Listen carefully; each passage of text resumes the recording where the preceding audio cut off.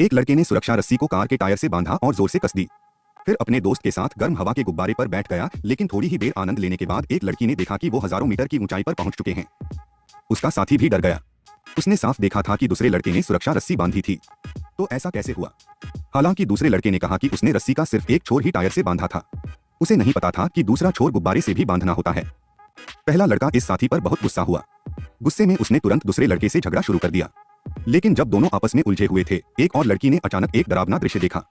गुब्बारा जिस दिशा में जा रहा था उसके ठीक सामने पवन ऊर्जा का बड़ा इलाका था।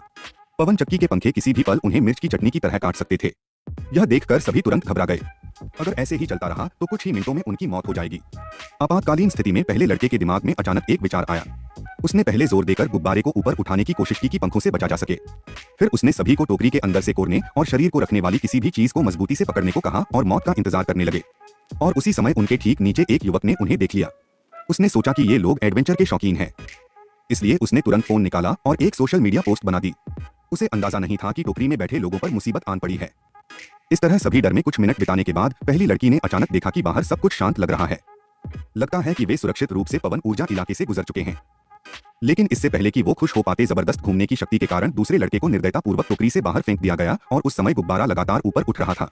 जब सभी होश में आए तो पहले लड़की ने अचानक देखा कि पहले लड़के की जांघ में लकड़ी का एक टुकड़ा घुस गया है।